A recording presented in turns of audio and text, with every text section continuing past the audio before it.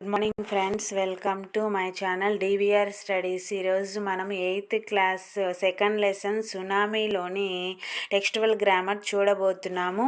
అందులో ముందుగా గ్లోజరీ వచ్చేసరికి ఆర్చిపెలాగో ద్వీప సముదాయం, మేనేజర్ అధికారి, కోఆపరేటివ్ సొసైటీ కొంతమంది కలిపి నడిపే సంస్థ, రష్డ్ అవుట్ త్వరగా పోవుట, వెంట్ అవే ఫాస్ట్, ట్రెమర్స్ స్వల్ప ప్రకంపనలు, కేస్ స్వల్ప ప్రకంపనలు, కేస్ అయోమయ స్థితి.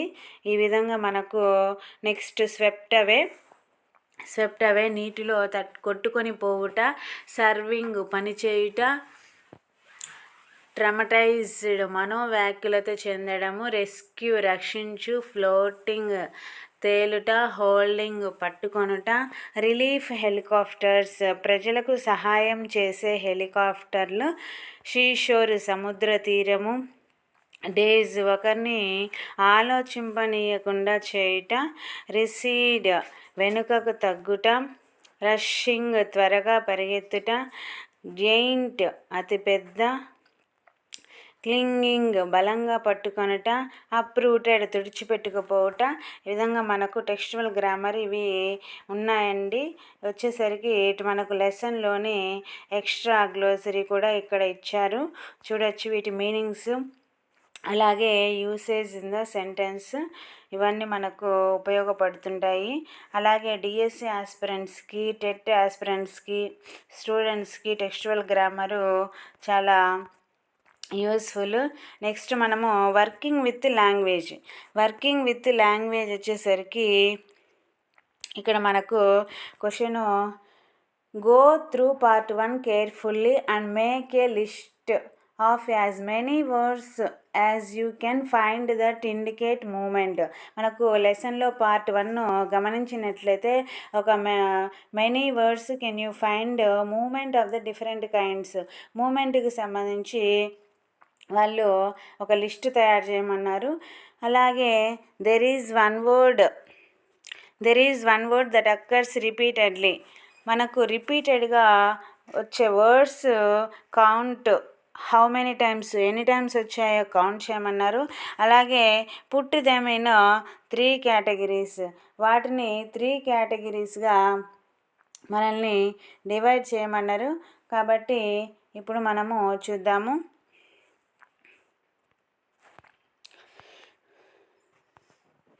చూడండి, ఇక్కడ వచ్చేసరికి మనకు fast moment, slow moment, neither slow or fast moment.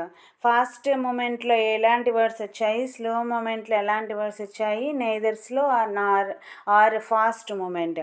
Fast మూమెంట్లో ఫాల్ అనే వర్డ్ అనేది వచ్చేసరికి 1 టైం వచ్చింది, రష్డ్ 3 టైమ్స్ వచ్చింది, స్వెప్ట్ అవే 3 టైమ్స్ వచ్చింది, జంప్డ్ ఇంటూ 1 టైం వచ్చింది, వాష్డ్ అవే 1 టైం వచ్చింది. ఇక్కడ స్లో మూమెంట్లో వచ్చేసరికి రైజింగ్, రిసీడ్, అవి 2. రైజింగ్ అంటే స్లోగా పెరగడము, రిసీడ్ అంటే నెమ్మదిగా తగ్గడము. ఇక్కడ ఆ 2 స్లో మూమెంట్లో వచ్చినాయి. Next neither slow or fast moment, floating. మనకు ఫ్లోటింగ్ అనేది స్లో మూమెంట్. అంటే మనం ఇప్పుడు రివర్ చూసినప్పుడు అందులో రివర్ స్లోగా ఉన్నట్టు ఉంటుంది చూసినప్పుడు, దాని లోపల వచ్చేసరికి వాటరు లోపల బాగా కదులుతుంటాయి. నెక్స్ట్ వచ్చేసరికి మనకు ఫాస్ట్ మూమెంట్, స్లో మూమెంట్లో వచ్చిన వర్డ్స్ వచ్చేసరికి ఇక్కడ ఇంకా చూసాము. Can you explain where there are many words in 1 column and not in others. ఒక కాలంలోనే ఎక్కువ ఎందుకు ఉన్నాయి, అదర్స్ ఎందుకు లేవు, మనల్ని ఎక్స్ప్లెయిన్ చేయమన్నారు. ఇక్కడ వచ్చేసరికి మనకు fast moment, the fast moment column has many words. Fast మూమెంట్లో మనకి మెనీ వర్డ్స్ వచ్చాయి as compared to other columns. There is because the story is about a tsunami. మనకు లెసన్ సునామీ గురించి కాబట్టి సునామీ టైంలో ఫాస్ట్గా అంటే వేవ్స్ ఫాస్ట్గా రావడము, అలాగే ఆ కదలికల వల్ల జంతువులు కానీ మనుషులు కానీ వాళ్ళు ఫాస్ట్ మూమెంట్ ఎక్కువగా ఉంటుంది. Which is the fast moment of waters due to the tsunami. All the immediate actions are fast such as running, భయంతో పరిగెత్తడం కానీ, చెట్లు ఎక్కడం, climbing and sweeping away people by water. ఇలాగా ఈ వాటర్లో ఇట్లా కొట్టుకొని పోవడము ఇదంతా ఫాస్ట్గా జరుగుతుంది కాబట్టి ఫాస్ట్ మూమెంట్ వర్డ్స్ ఎక్కువగా వచ్చాయి. నెక్స్ట్ వచ్చేసరికి మనకు fill in the blanks in the sentences below. The verbs given in brackets will give you clue. వాళ్ళు మనకు బ్రాకెట్స్లో క్లూ ఇచ్చారు, దానికి మనం అప్రోప్రియేట్ వర్బ్ని మనము ఫిల్ చేయాలి అక్కడ. చూడండి, first question, the earth trembled but not many people felt the tremble. ఇక్కడ వచ్చేసరికి మనకు రెండు పదాలను యూజ్ చేయొచ్చు. ట్రిమ్లింగ్ అనే పదము అలాగే ట్రిమర్స్ అనే పదము, రెండు పదాలను ఇక్కడ యూజ్ చేయొచ్చు. అంటే ఎర్త్ కదులుతుంది బట్ పీపుల్ ఫెల్ట్, వాళ్ళు కూడా మూమెంట్ ఎలా కదులుతుంది అనే పదం ఉపయోగించాలి. దానికి మనకు సూటబుల్ అయ్యేది ట్రిమ్లింగ్ అలాగే ట్రేమర్స్ అనే పదము సూటబుల్ అవుతుంది. Next, when the zoo was flooded, zoo అంతా మునిగిన తర్వాత there was a lot of dash and many animals escape in to the country side. ఇక్కడ మనకు కన్ఫ్యూజ్ అనే పదం ఇచ్చారు, దానికి రైట్ ఆన్సర్ వచ్చేసరికి మనకు confusion, a lot of confusion. Next, third one, we heard with dash the line had been recaptured. ఇక్కడ మనకు రిలీవ్ అనే పదం ఇచ్చారు, దానికి వచ్చేసరికి వీ హర్డ్, మళ్ళీ లైన్ పట్టుకున్నారనే విషయం వినేసరికి వాళ్ళకు రిలీఫ్ వచ్చింది. Relief is the right answer. Next, the zoo keeper was struck in a tree. Zoo keeper tree పైన ఇరుక్కున్నాడు. And his dash was filmed by the TV. వాళ్ళు టీవీ క్రూ స్టాఫ్ వచ్చేసరికి వాళ్ళు ఏం చేశారంటే రెస్క్యూ అంటే రక్షించారు, అతన్ని జూ కీపర్ని రక్షించారు కాబట్టి rescue is the right answer. Next, there was much dash in the village when the snake catcher came visiting. Snake catcher విలేజ్ని విజిటింగ్కి వచ్చినప్పుడు వాళ్ళు ఎలా ఫీల్ అయ్యారు? దేర్ వాజ్ మచ్ ఎగ్జైట్మెంట్, మనకి ఇక్కడ ఎగ్జైట్ అనే పదం ఇచ్చారు, దానికి వచ్చేసరికి excitement is the right answer. Next one, say whether the following sentences are in the active or passive voice. Write A or P after each sentence.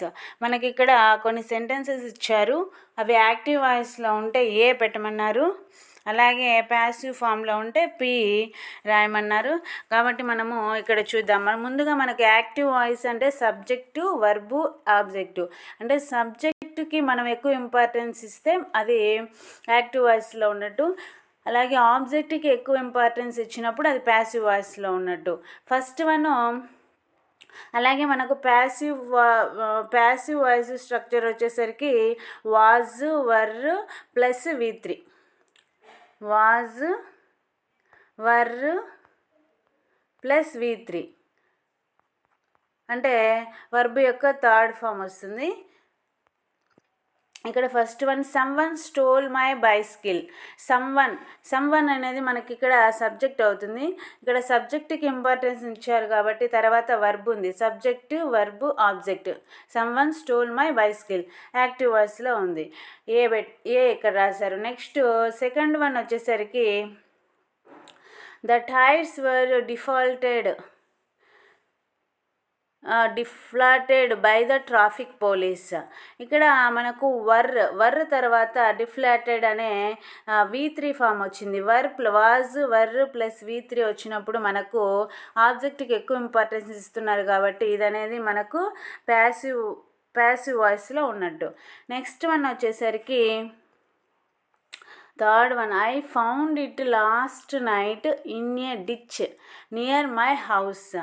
నేను ఒక గోతిని కనుక్కున్నాను నా ఇంటి దగ్గరలో.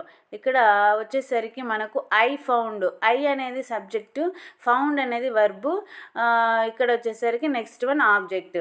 కాబట్టి మనకు వచ్చేసరికి థర్డ్ వన్ వచ్చేసరికి ఏమవుతుందంటే యాక్టివ్ వాయిస్లో ఉన్నట్టు.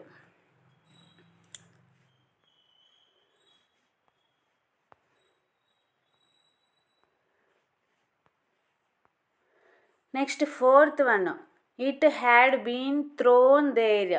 ఇక్కడ మనకు హ్యాడ్ వచ్చింది, హ్యాడ్ బీన్, తర్వాత V3 ఫామ్ వచ్చింది.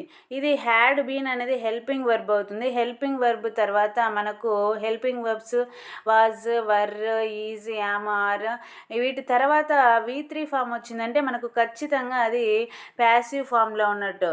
కాబట్టి మనకు ఆన్సర్ వచ్చేసరికి ఫోర్త్ వన్ వచ్చేసరికి ప్యాసివ్ వాయిస్లో ఉన్నట్టు.